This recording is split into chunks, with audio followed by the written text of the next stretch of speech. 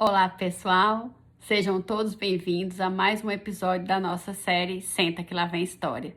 E no episódio de hoje nós vamos falar o que me ajudou, os fatores, os pontos importantes que me ajudaram a chegar até onde estou, a chegar até aqui no presente momento. Então, se você está chegando agora e não está sabendo o que está acontecendo, eu estou fazendo uma série de vídeos aqui no IGTV falando sobre como foi a minha construção de carreira, a minha trajetória profissional, desde a minha escolha pelo curso de fisioterapia, a minha escolha pela área de fisioterapia pediátrica e também as minhas formações que eu escolhi fazer, o mestrado, doutorado, pós-doutorado. Contei nos últimos episódios sobre a minha experiência de morar fora do Brasil para fazer um pós-doutorado. E neste episódio de hoje, que é o episódio número 10, eu vou contar um pouco o que me ajudou, os fatores que me ajudaram a chegar e a construir essa trajetória de carreira que eu contei para vocês durante toda esta série. Então, a gente finaliza hoje a nossa série Senta que lá vem história. E eu tenho até pensado, né, se eu vou continuar com essa série. E também aproveito aqui já para perguntar se vocês querem que eu continue com a série e se vocês querem que eu continue abordando alguns temas da escolha de vocês, tá bom? Então, aceito sugestões se vocês querem que seja lançada a segunda temporada da nossa série Senta que lá vem história, tá bom? Então, no episódio de hoje, nós vamos encerrar o 10º episódio da primeira temporada e eu elenquei aqui alguns tópicos que me fizeram, que me ajudaram a chegar até aqui, até esse momento, ou seja, coisas, fatos e pessoas importantes que me auxiliaram a não desistir, né? Que me motivaram, me inspiraram e que me ajudaram a construir essa trajetória de carreira profissional. Então, o objetivo dessa série é inspirar e motivar vocês e as pessoas que estão assistindo, sejam estudantes ou sejam profissionais, nas suas escolhas de carreira e na sua construção profissional. Então, o primeiro ponto que eu elenquei aqui, eu elenquei 8 pontos, e esse vídeo não tem a pretensão de ser muito longo, para a gente encerrar com chave de ouro. Então, nessa nossa conversa informal aqui, eu elenquei 8 pontos para poder falar para vocês e quem sabe pode ajudar você aí que está em dúvida.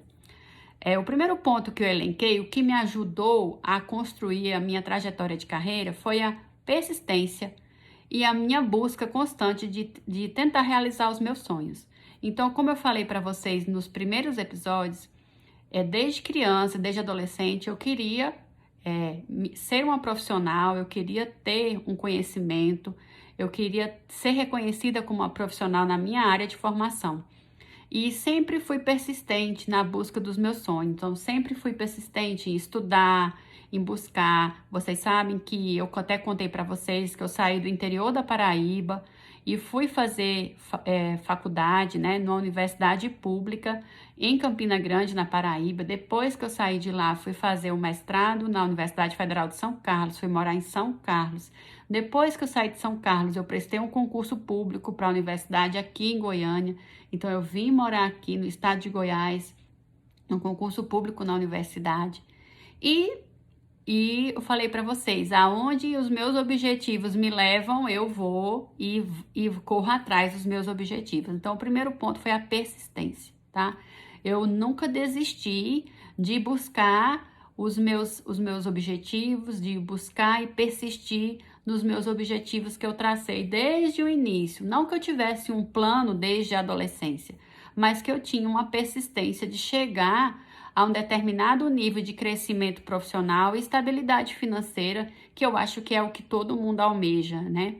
Eu não tinha pretensão de virar milionária nem rica, mas que eu fosse uma profissional que eu pudesse trabalhar, ser reconhecida pelo meu trabalho e ter uma estabilidade na minha vida do ponto de vista financeiro e profissional. Então, o primeiro ponto foi a persistência. O segundo ponto que me ajudou bastante foi o meu ambiente familiar. Então, na minha família, desde criança, na adolescência, a gente sempre foi incentivado a estudar.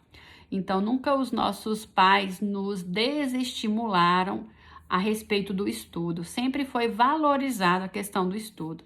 Então, Eu sou de uma família nordestina e nossa família não foi rica, então a gente era uma família de classe média. Minha mãe era professora de ensino fundamental, meu pai era caminhoneiro, então assim, a gente nunca teve muitos recursos na vida e a gente não teve oportunidade de estudar desde criancinha em escolas particulares.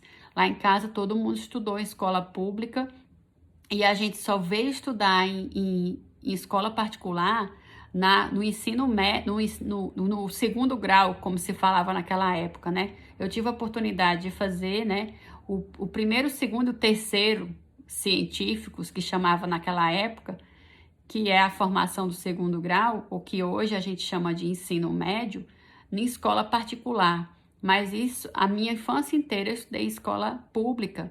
Então, assim, os meus pais sempre valorizaram, apesar do meu pai, por exemplo, não ter formação universitária, ele valorizava que a gente estudasse. E esse foi o bem maior que os nossos pais, a minha mãe e meu pai, eles sempre buscaram que as filhas, eu sou proveniente de uma família de três, né? Eu e duas irmãs, então nós somos três mulheres lá em casa, e eles priorizavam que a gente estudasse, que a gente tivesse uma oportunidade na vida de ser alguém. Então, agradeço aos meus pais, que foram a base e que lutaram, trabalharam para que a gente pudesse ter a melhor educação que eles podiam oferecer. Então, o ambiente familiar, eu acredito que é muito importante. Então, depois desse ambiente familiar inicial, que é a nossa mãe, nosso pai e os nossos irmãos, né, no meu caso, minhas irmãs, veio o meu esposo, que é, né, o meu parceiro aí de vida há quase 25 anos. Então, eu me casei muito jovem, né? Eu casei com 19 anos e desde esse momento que eu me casei, ele sempre foi uma pessoa que me incentivou e torceu por mim para que eu conseguisse alcançar os meus objetivos. Então, eu ainda não era formada em fisioterapia quando eu casei, e ele sempre foi um torcedor, incentivador de que eu conseguisse me formar, que eu conseguisse me especializar, fazer mestrado, doutorado. Então, ele nunca me desanimou e nunca me disse assim: ah, não faça isso porque você não vai chegar a lugar nenhum com isso, não faça mestrado, não faça doutorado. Não, ele sempre me incentivou, né? E me estimulou a estudar e alcançar os meus objetivos. Então, a minha família inicial e o meu esposo, que hoje, né, é o meu companheiro, sempre me incentivou a estudar. Então, esse foi o segundo ponto. O terceiro ponto que eu queria colocar para vocês foi sempre a minha busca por conhecimento, que eu acho que isso que me fez, né, sempre buscar e aprender e a estudar mais. Então, a vontade de crescer, eu tenho em mim que eu não consigo ficar parada, eu não consigo ficar fazendo a mesma coisa todos os dias. Então, eu não gosto dessa rotina de fazer a mesma coisa todo dia. Então, eu gosto de aprender coisas novas, eu gosto de estudar coisas novas. Então, eu sempre tenho esse anseio de vontade de crescer e uma vontade de ser diferente na área que eu escolhi trabalhar. Então, esse até foi o tema da placa de formatura da minha turma de graduação, né? Que era coragem para ser diferente e compromisso para fazer a diferença. Então, eu não queria ser mais uma. Eu não queria ser mais uma fisioterapeuta na multidão. Eu não queria ser mais uma professora na multidão. Eu queria ser uma profissional boa, uma profissional reconhecida. Se eu sou fisioterapeuta, eu quero ser uma fisioterapeuta boa. Se eu sou professora, eu quero ser uma professora boa. Se eu sou uma pesquisadora, eu quero ser uma boa pesquisadora. Então, eu sempre busquei, nas minhas características, desenvolver habilidades para que eu pudesse ser reconhecida em determinados, né, nichos que eu transito. E essa busca foi constante, né? Então a gente não para de estudar. Não é porque agora eu estou contando isso para vocês que eu estou dizendo que eu consegui todas essas coisas, né? Eu tenho buscado todas essas coisas. Então, daqui, tipo, 20, 30 anos, quando eu olhar para trás, aí eu posso dizer, agora sim, né? Eu posso dizer que sou uma profissional reconhecida, que eu sou uma professora reconhecida, que eu sou uma pesquisadora reconhecida. Eu ainda estou em processo de construção desses objetivos e dessa vontade. Então, isso não foi realizado, vamos dizer assim, né? Isso está em processo de construção. Então, mas eu sempre tive vontade e continuo com vontade. Então, eu nutro essa vontade de ser diferente e me destacar. Se você não quer ser diferente, se você não quer se destacar, se você quer ser o mesmo, não tem problema também, tá tudo certo, tá? Então aqui a minha ideia aqui não é falar o que é certo e o que é errado. Eu sim contar as minhas experiências e as minhas percepções a respeito da vida e de como eu construí minha carreira. Cada pessoa tem uma escolha, cada pessoa tem um perfil. Então, tem aquela pessoa que fala, eu quero fazer todo dia a mesma coisa e não me importo de ser destaque, né? Mas tá tudo certo, tá? Não tenho nenhum tipo de julgamento a respeito disso. Cada pessoa sabe o que quer da vida, o que quer para si. O quarto ponto que eu queria falar para vocês é a questão de o que me ajudou também a chegar até aqui. É aprender a renunciar, tá? Renúncia é algo que é muito difícil as pessoas aprenderem a desenvolver, a capacidade de renunciar. Mas renunciar ao quê? Renunciar, por exemplo, morar na sua cidade natal, renunciar a morar próximo dos seus familiares, renunciar muitas vezes lazer, viagens, tá? Ai, os amigos vão sair para comemorar não sei o quê e você tem uma prova no dia seguinte. Vários colegas combinaram uma viagem, mas você não está juntando dinheiro para fazer um determinado investimento e você não pode. Então, você renuncia. Então, aprender a renunciar faz parte da nossa construção de carreira. Então, enquanto muitos estão brincando, enquanto muitos estão se divertindo, você está lá ralando, estudando. Foi isso que eu fiz, né? Então, assim, enquanto muitos colegas, na época de faculdade e depois, né, estavam comemorando, ou gastando dinheiro, ou fazendo outras coisas, eu pensava, gente, eu não posso fazer isso agora, porque eu não tenho tanto dinheiro para gastar. Segundo, eu tenho que estudar, eu tenho que investir na minha carreira. Não que o lazer não seja uma coisa importante na nossa vida. Ele é, mas lazer não é a regra, né? O lazer tem que ser a exceção. Então, a gente trabalha, a gente estuda, a gente investe na nossa carreira e a gente tem momentos de lazer para usufruir do que a gente tem, do que a gente consegue receber. Mas a vida não é só alegria, a vida não é só festa, a vida não é só oba-oba, né? A gente tem muito esforço, muita dedicação e muita renúncia, tá? Então, renúncia de momentos prazerosos, renúncia de passar o final de semana inteiro assistindo televisão, comendo pipoca, renúncia, né? De momentos com a família. Quantas vezes, né? Eu deixei de estar com a minha família, deixar de estar, por exemplo, com o meu esposo, deixar de estar com a minha filha para poder trabalhar, para poder dar aula, para poder preparar a aula, para estudar, para fazer cursos, para ministrar palestras em outros estados, em outras cidades. Quantas vezes eu fiz isso? Por quê? Porque eu tinha um propósito. Então, quando a pessoa é convidada para dar uma palestra, para dar um curso, né? Então, a gente tem um compromisso, um propósito com aquele congresso, com aquele curso. Então, você deixa quantos finais de semana eu renunciei de estar com a minha família para dar aula, por exemplo, em cursos de especialização. Quantos finais de semana eu renunciei para poder estudar, para analisar dados estatísticos, para escrever artigos científicos, né? Então foram muitas, foram inúmeras, tá? É incontável dizer aqui para vocês quantas vezes e quantos finais de semana e quantos feriados, tá? Enquanto muitas pessoas falam assim, ai, hoje é feriado, eu vou tirar o dia para relaxar. Quantos feriados eu renunciei para poder sentar e colocar, por exemplo, escrita de artigos científicos em dia, corrigir trabalhos de alunos, né? Então, para mim, muitas vezes, os feriados representavam um momento de colocar as minhas coisas em dia, colocar minha agenda em dia, colocar meus compromissos em dia. É claro que com o tempo e com a maturidade e com o equilíbrio profissional que você vai adquirindo, você vai conseguindo fazer esse balanço entre atividades profissionais e atividades de lazer.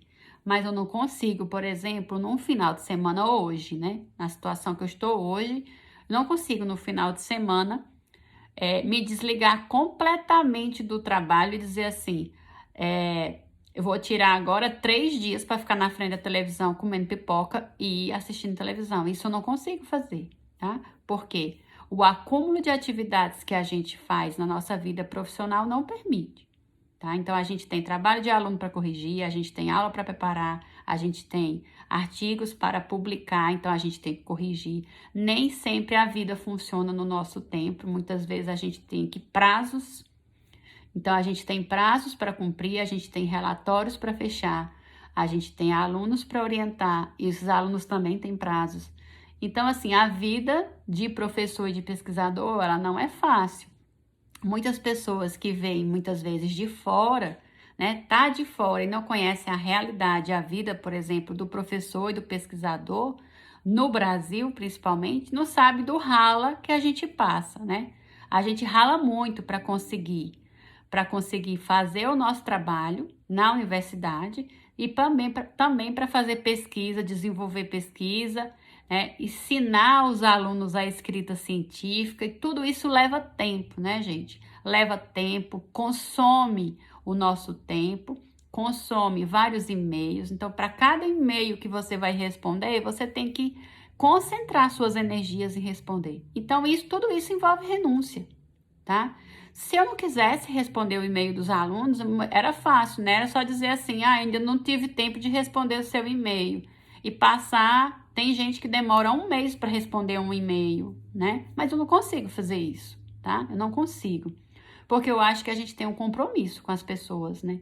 Se você se comprometeu a orientar os seus alunos, se você se comprometeu a corrigir os trabalhos dos alunos, você tem que fazer. E não tem que ser no dia que você quiser na vida, tem que cumprir um determinado planejamento.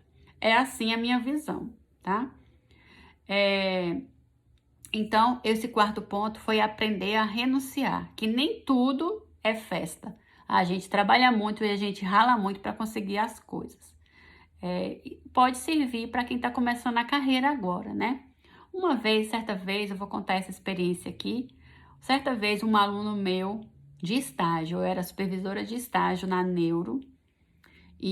neuropediatria.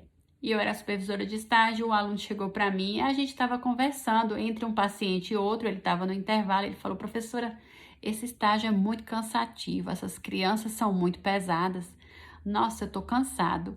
Eu falei, realmente, o estágio é cansativo, as crianças são pesadas, e assim, eu falei, mas se você tá pensando que depois que você se formar, a coisa vai ficar mais simples e mais fácil, você tá muito enganado. Porque quando a gente é estudante, a gente tem toda uma assessoria dos supervisores de estágio, dos nossos professores. Depois que a gente se forma, é você e Deus. Você tem que estudar, você tem que ter autonomia para organizar seu horário, organizar seus pacientes e poder se dedicar aos estudos. E ele falou assim, professora, quando eu formar, eu só saio de casa se for para ganhar bem. Porque se for para ganhar mixaria, eu nem saio de casa. Eu falei, depois que você se formar, daqui mais ou menos uns 5 anos, você me conta, tá? Porque assim, não adianta eu falar para você como que vai funcionar. Você tem que experimentar na pele. Então, olha só, um aluno que estava se formando, ainda estava no 9º período do curso de fisioterapia, dizendo que só sairia de casa se for para ganhar bem. Que se não for para ganhar bem, ele nem tiraria o pé dele, né? Então, essa pessoa, infelizmente, ela não está preparada ainda para o mercado de trabalho.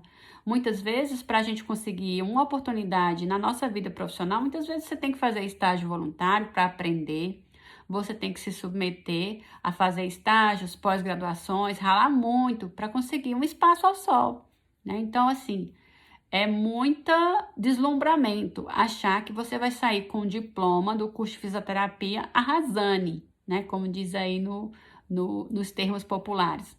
Ninguém sai com o diploma na mão arrasando. Você vai ter que ralar muito para conseguir um espaço e uma oportunidade de trabalho e um reconhecimento dos seus pacientes, né? Então, esse foi o quarto ponto, aprender a renunciar. O segundo ponto é o planejamento financeiro. Muita gente não faz planejamento financeiro, né? Então, se você quer fazer uma especialização, um mestrado, doutorado, você tem que pensar. Tudo isso envolve dinheiro, mesmo que você vá fazer um curso na universidade pública, tá? Eu fiz mestrado sem pagar nada, eu fiz doutorado sem pagar nada, em universidades públicas, não precisei pagar mensalidades. Mas quem te sustenta durante o mestrado? Quem te sustenta durante o doutorado? Se você não tiver uma reserva financeira, um planejamento, ou se não se importar de ter uma vida simples, você não vai conseguir fazer mestrado, doutorado com poucos recursos. Então, na minha época, por exemplo, do mestrado, eu morava numa kitnet, como eu comentei para vocês, né? Era quarto, cozinha e sala. Na época que eu fazia o doutorado, eu já morava aqui em Goiânia. Inicialmente, quando eu vim morar em Goiânia, eu morava num apartamentozinho alugado, lá perto da faculdade. Eu ia andando para a faculdade, nem gastava com transporte, com combustível do meu carro. Então, eu aluguei um apartamentozinho pequeno de 2 quartos, lá no bairro, perto da universidade, e ia andando para a faculdade, tá? Então, quando você quer alguma coisa na vida, você tem que pagar um preço, né? E fazer um planejamento financeiro. Tipo, daqui a 5 anos eu quero estar, né, mais ou menos nessa situação financeira. Então, faça um planejamento na sua carreira. Tanto planejamento de objetivos e sonhos, como também de planejamento financeiro. O sexto ponto que eu queria falar para vocês é que você tem que fazer dentro do planejamento, você tem que ter o plano A, o plano B e, se possível, o plano C. Para mim, o que tem funcionado muito ao longo dos anos são os planos B, porque nem sempre o plano A funciona, gente. Então, se você coloca na sua cabeça, eu quero trabalhar em determinado local, eu quero ser orientada por aquele professor, eu quero desenvolver tal pesquisa em determinado tema. E se não deu certo, você não tem que ficar sentada chorando no meio-fio, você tem que pensar no plano B. O plano B tem que estar já arquitetado, porque se o plano A não funcionar, você já tem o plano B como segunda opção. E foi isso que funcionou para mim. Por exemplo, no meu primeiro processo seletivo para fazer um mestrado, eu não passei. E o que foi que eu fiz? Corri atrás do meu plano B e deu certo, tá? E minha ideia de fazer doutorado era na UFSCar, mas não deu certo. Então eu fui pro plano B. O plano B era o quê? Morar em Goiânia e fazer doutorado na USP. Para mim foi melhor ainda, porque eu consegui fazer doutorado numa das melhores universidades do Brasil. Ah, seria melhor se eu tivesse feito doutorado na UFSCar? Eu fiz doutorado na USP, gente, ó. Beijinho no ombro, né? Então, assim, o plano B pode funcionar melhor que o plano A. Eu estou super satisfeita e realizada por ter feito doutorado na USP. Não me arrependo de ter feito doutorado na USP ao invés de ter feito doutorado na UFSCar, né? Quem fez doutorado na UFSCar, parabéns, mas eu não fiz lá. E nem por isso ninguém vai morrer, tá, gente? Se você prestou doutorado, mestrado em alguma universidade e não passou, não sofra com isso, né? Levanta a cabeça, dá a volta por cima e faz em outro lugar. Então, tenha sempre um plano B, um plano C para te ajudar. O sétimo ponto que eu queria falar para você é que é importante você ter, ao longo da sua vida acadêmica e profissional, uma rede de relacionamentos. Eu venho falando isso em todos os nossos episódios. Cada episódio que eu venho falando, eu falo de pessoas, de professores, de pessoas queridas que eu fiz amizade e até hoje eu mantenho amizade com essas pessoas. Porque se você se relacionar bem com as pessoas, e especialmente os professores de sua instituição, de sua universidade, do seu ambiente de trabalho, você vai ser uma pessoa querida e benquista no seu ambiente de trabalho e você pode ser recomendada para outros professores.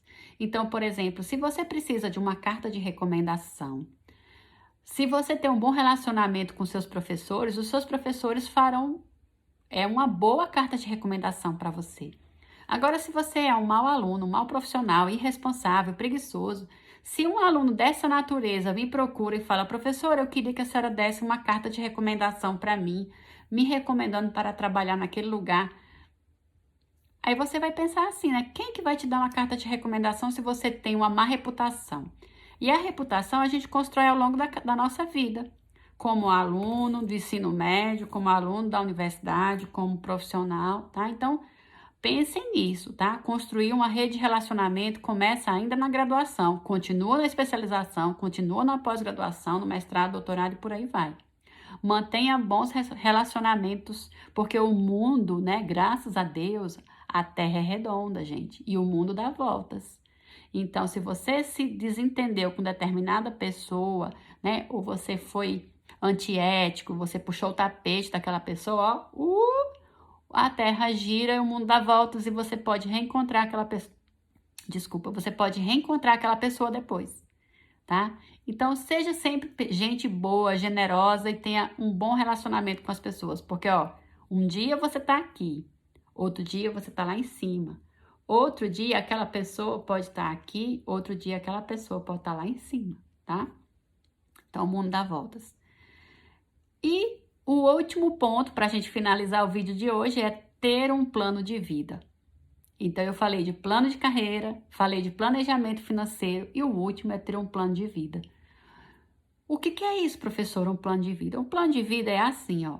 Quando eu era adolescente e ainda estava indo no meu processo de construção, né, da minha personalidade, da minha imagem, eu pensava assim, quando eu crescer, que a gente sempre fala isso, né? Quando eu crescer, a gente tem aquela imagem, né? Ah, eu quero ser profissional, eu quero casar, eu quero ter filhos, né? Isso na cabeça, no imaginário de todo adolescente. Quando eu comecei no curso de fisioterapia, eu saí do curso de fisioterapia com o diploma na mão, com 21 anos. E eu pensei assim, hoje eu tenho 21 anos. Então, meu plano de vida vai ser o seguinte, a curto prazo eu quero tal coisa, a médio prazo eu quero tal coisa e a longo prazo eu quero tal coisa, né? Então, eu pensava assim, quando eu chegar aos 40 anos, eu quero ter minha casa própria. Isso era o meu plano, tá? Aos 40 anos, eu quero ter minha casa própria, já quero ter tido filho, já quero estar estabilizada do ponto de vista financeiro na minha carreira profissional. Isso foi a meta, o plano de vida que eu estabeleci para mim, tá? Então, aí vocês poderiam perguntar, isso se concretizou? Sim, se concretizou porque hoje eu tenho 43 anos, né, gente? Não vou negar aqui a minha idade. Tenho 43 anos, eu me formei com 21, então já tenho um tempinho, né? Já tenho um tempinho de carreira aí. E aí vocês poderiam perguntar, professora, a senhora conseguiu o que a senhora queria? Porque muitos alunos me chamam de senhora. Você conseguiu o que você queria? Consegui, né? Então, eu consegui minha estabilidade financeira? Check. Consegui ter minha casa própria? Check. Consegui ter filho? Check. E de quebra ainda tem um cachorro, ó. Check. Cachorro, né? Então, assim, não estava nem no plano cachorro, mas aí o cachorro entrou na nossa vida, né? Graças a Deus. Que a Puca é uma bênção na nossa vida, na vida da nossa família. Tanto a nossa filha como a nossa cachorrinha, que eu também considero como filha, né? Nossas duas filhas, a filha humana e a filha canina. E quem acha que cachorro não é filho, gente, viu, gente? Pra mim é. E aí, o plano de vida foi esse, gente. Aí fala assim, professora, então a senhora já atingiu tudo, ou você, Cibele, já atingiu tudo que você queria na sua vida? Claro que não. Eu não atingi tudo que eu queria, mas quando eu formei, tá? No momento que eu formei, peguei o meu canudo, com 21 anos eu pensei, eu quero estar com 40 anos com essas coisas estabelecidas, tá? Eu quero ter minha casa própria, eu quero ter minha estabilidade financeira, eu quero estar com meu filho. Por quê? Porque eu não botei casamento nessa história? Porque quando eu formei eu já estava casada, né, gente? Então, não tinha como colocar casamento nos meus planos. Mas você que está me assistindo pode ser solteiro e pensar assim, nos meus planos está o casamento. Então, coloque nos seus planos o casamento, tá? Eu não vou generalizar, porque para nem todo mundo o casamento faz parte dos planos. Também não vou julgar, né, a opção de vida de cada pessoa, mas na minha construção de plano de vida, o casamento estava envolvido porque eu já tinha casado antes, mas ter filho estava no projeto, tá? E eu só fui parar para pensar em ter filho depois que eu terminei tudo que eu queria. Então, quando eu terminei a graduação, terminei o mestrado, terminei o doutorado, terminei o pós-doutorado, foi quando eu parei e pensei, agora chegou a hora de me dedicar à maternidade e ser mãe, tá? Algumas pessoas podem dizer, nossa, mas eu fiz tudo ao contrário. Não tem problema, tá tudo certo, tá, gente? Então, a forma que eu encaro a minha vida pode ser diferente da forma que você encara a sua vida, tá tudo certo. Né? O que eu tô contando aqui são as minhas experiências, não tô querendo ensinar nada a ninguém e nem ditar regra para ninguém, tá? Então, se você assistiu até aqui, se você gostou dos nossos episódios, Faça um comentário, deixe um recadinho aí no meu Instagram para poder ter um feedback do que você achou. E se vocês gostaram desse vídeo e assistiram até aqui, eu agradeço a atenção de vocês e agradeço que as pessoas que estão acompanhando a nossa série Senta que lá vem história. Esse foi o 10º episódio dessa primeira temporada. E se você quer que a gente continue com essa série para lançar uma segunda temporada, também pode opinar, né, dar sua opinião a respeito de algum tema que você quer que seja abordado ou de algum outro assunto, tá bom? Então, estou aberta a sugestões e espero que vocês tenham gostado. Beijo, fiquem com Deus.